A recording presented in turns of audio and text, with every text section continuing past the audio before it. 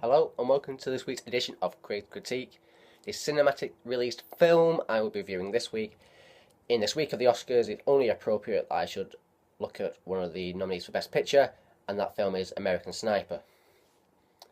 So American Sniper, what is the film about? It's about an American SEAL, Navy SEAL, called Chris Kyle. And this is obviously by me revealing that sort of information, it is based on real events and a real person.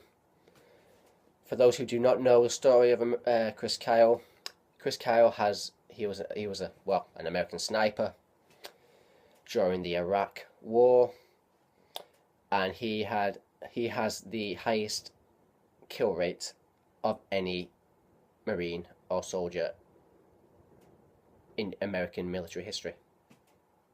With I think it was 100. I think I read it was 160 confirmed kills by the US themselves, and a further, I think it's about further 80 unconfirmed. But either way, he is the most prolific marksman in US military history. The film is about his experiences in the Iraq War and the after effects after coming out of the Iraq War. It's directed by Clint Eastwood, and Bradley Cooper stars as Chris Kyle. Who also produces the film. So he's doing a great job on both parts there. So we'll just start straight away with Bradley Cooper. Bradley Cooper at the moment is, what can I say really? In this film, he's a man mountain. He's put on the pounds, but without putting on. It's going to sound really weird, but without putting on muscle, he's just a built, stocky guy in this film. Because he wasn't particularly muscly, apparently, Chris Kyle. He was just a big guy. So he wanted to impose that physical and feeling about the person in question. So he's doing a De Niro there, in a sense, in terms of like a raging bull, just taking on the role and immersing himself in it, and yep. And he's brilliant in this film, Bradley Cooper. Continuing his streak, of course, as we all know about his. I think he's one of only a. I think he isn't it to have a third Oscar nominated performance in a row, which is something into itself, really. So yeah, Bradley Cooper is great in this film. What I think has been a bit of a snub, really, in regards to Sienna Miller, who plays his wife. In this film, she is fabulous. She portrays all the angst of a military wife, accepting Chris Kyle for who he is and wanting to serve his country. They have kids, so there's also that thing where she's so concerned about his well-being and wanting him home, and the after effects about his concerns after he has gotten home and dealing with the situation. But I think Sienna Miller in this film is wonderful. It's a wonderful performance, and it's kind of a bit of a snub, I think, actually, in terms of the awards central. I think she should have at least been nominated for a Best Supporting Actress role in this film. A few the small and major awards. I think she's great in this film. Clint Eastwood in the director's chair. Now, I think Clint Eastwood can divide a lot of people in terms of his direction style, if you will. It's been noted before that he's quite methodical in the way he shoots the film. I'll reference the critic because I'm not giving this information. It's not my own. And so after the critic said this, I went, oh yes, I can actually see that, but it's nothing that I didn't notice straight away. Was that if he gets the shot straight away, he's done. He's done it. No need for retakes. I've heard also he's very hands-on in terms of his direction. Which I can see on screen, actually, in the way things have been particularly portrayed. Yeah, so in a way, the way it's sort of shot and edited as well, in terms of the linear, the linear way it's shot, and it's quite not choppy, but this happened, then this happened, then this happened, then this happened. It's not a flower of a film, if you will. It's quite. Yeah, this is happening now. Now this is happening. Now this is happening.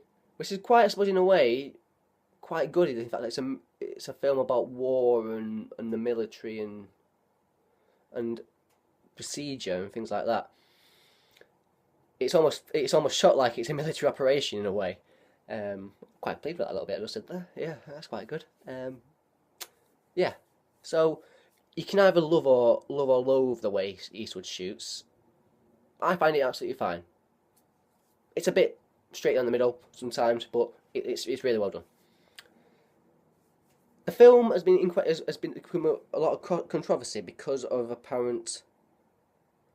apparent flag waving nature of the film.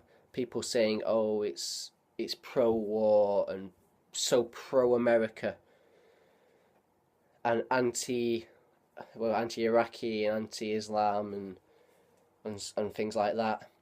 There was a big thing about the scene where Chris Kyle and a bunch of other Marines are under siege or on top of a building, having taken out somebody, and then suddenly waves and waves and waves of Iraqi terrorists, I suppose, as portrayed in this film, coming at them and coming at them and coming at them. And there's been comparisons to the scene in Glorious Bastards, the propaganda film, the German propaganda film. I can see little tinges of it, but so there's little things to notice about the film. I don't believe, I certainly don't believe that the comments about it being pro-war in any way, shape, or form, because through Bradley Cooper's performance in this film and the stress what the stress of war puts upon a person, and as seen in Chris Kyle, is also obviously when he comes back from the Iraq War, and it's the post traumatic stress. So PTS, isn't it? Yeah. I certainly don't believe that. I don't believe that. That's people who are just looking at it in the wrong way, in my opinion. There's certainly a case maybe to be made about pro-American, certain parts, certain scenes in the film that may be deemed as pro-American and sort of, yeah, go America like sort of thing. There is hints at it, but it's not so in your face that it is not offensive. It's such a hard film because you can always, because it's been such a polarizing film. You can have so many different takes on the film. In this year where 8 films have been nominated at the Oscars, when 10 could be nominated, and American Sniper is one of those films, I think Bradley Cooper is deserving of his Best Actor nomination. Like I said, I actually think Sienna Miller should have been nominated for Best Supporting Actress. I'm not sure whether American Sniper, as a film as a whole, is deserving maybe as one of those 8 films. If it was expanded, if we had the 10 films, I'd be reasonably happy that it was in there. There's just some really good stuff in there. But with just the 8 films, I felt there was better films as a whole out in the world that was released in the last 12 months or so. So yeah, but that's nothing to take away from the film. It's a really enjoyable film without it being extraordinarily good. Bradley Cooper's brilliant, Sienna Miller's brilliant. Eastwood does a decent job. So there we go, American Sniper. The classic film I'm reviewing this week is what is many see as John Hughes's signature film, and that is The Breakfast Club. I've said previously when I've done reviews about, because I did a review about Ferris Bueller, that was obviously John Hughes' film, when I mentioned that Planes, Trains and Automobiles I feel was the funniest film. I think Ferris Bueller has some of the slightly more iconic moments of John Hughes films, but The Breakfast Club is the reason why it's his signature piece is because of the way it talks to a young audience. You have your, is it 5 main characters? You can get down to stereotypes if you like. So you've got your jock, you've got your prom queen, you've got your weird kid, you've got your geek, and you got your tough kid stroke criminal, if you will. And they're all effectively put in detention together. And it's a bit of a cliche to sort of say, oh, they find out they're not so different after all. But the reason why it is so important at that moment in time is because it was the first film to do that. Was it the first film to do that?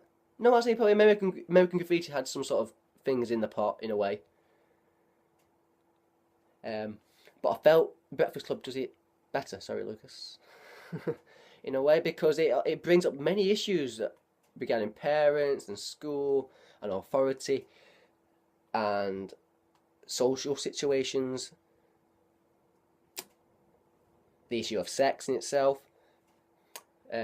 Yeah, really important issues and bugbearers. And the performances are great in the film. Alice Sheedy, Molly Rimroad.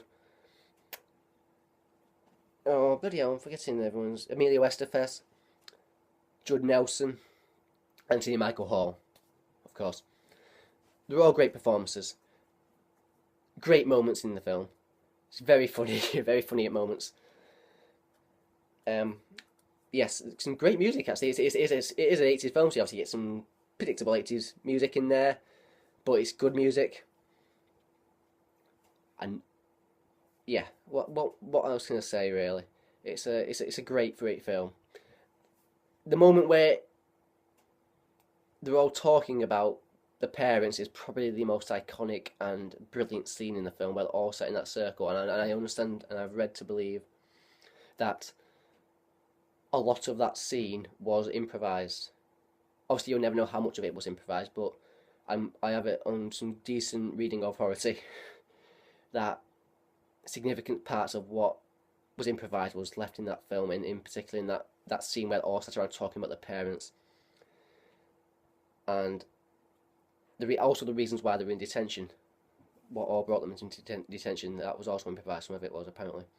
But yeah, going back to that scene where they're talking about the parents, and it's particularly the moment with Emilio Estevez talking about his father, where you go from light-hearted, in some sort of ways, light-hearted comedy to serious stuff.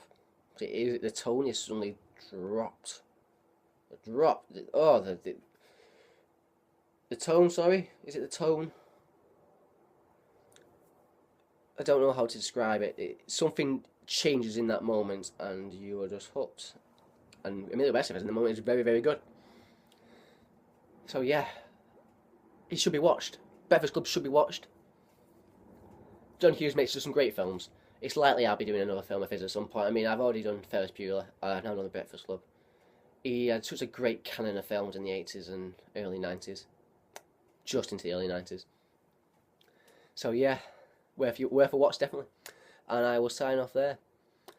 So yeah, our cinema release film for this week was American Sniper, of course. And the classic film of the week, and it is a classic, is The Breakfast Club. So if you stuck around again, thank you very much for watching, and I hope to see you again in some shape or form. Thank you very much, and goodbye.